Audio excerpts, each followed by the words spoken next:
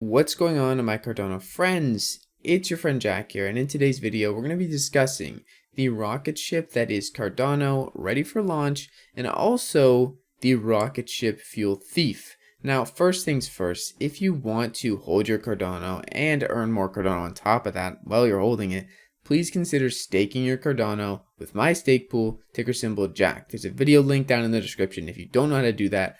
But let's get right into the video. So what is this rocket ship that we are building on Cardano, and why is it more ready to launch than ever? So if you haven't heard, the Project Catalyst Fund 5 results came in, and in this round of voting, the community and the people holding Cardano came together and voted yes on 70 proposals in this round, bringing the total number of funded projects to over 150 in just less than 11 months. So not even in a year, the system that is Cardano in a decentralized manner, completely decentralized, has allowed 150 projects to be funded using this method of democratic votes, which is super awesome. And you don't see that from any other cryptocurrency. So the rocket ship is building.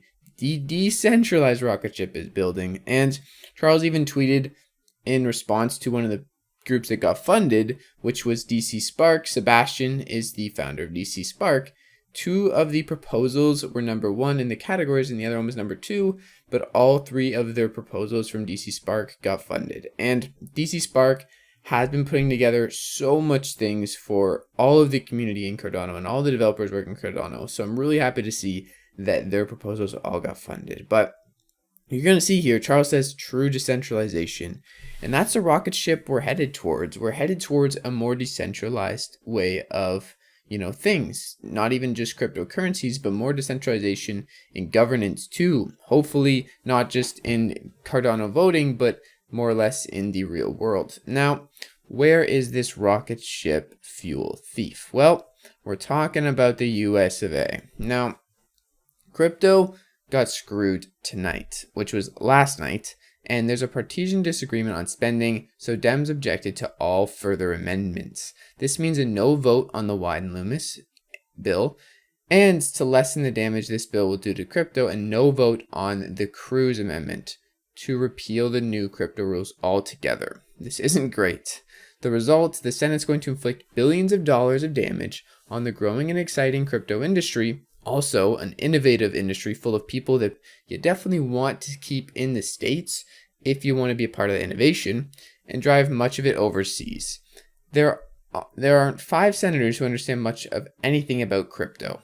What the Senate said tonight, let's tax the hell out of something we don't know about so we can pass a giant bill we haven't read and spend the American people's money on stuff we can't afford. It's reckless and harmful. And that's what I mean by the rocket ship fuel thief, right? The person taking the fuel out of cryptocurrencies, they're not necessarily taking it out and holding it. They're taking it out and throwing it into the ocean for someone else to go have. But it ultimately makes the process of picking this fuel out of the ocean way harder, and it's going to just be a huge, huge annoyance to the growth of the industry, which isn't good. Now, here's the good thing. This most likely can get overwritten and it can get fixed. It's not 100% set in stone, and these changes wouldn't take effect immediately, but it is still an annoyance and it is still something we have to look out for, and we can still call our senators, contact people around, and show them that we care about cryptocurrencies.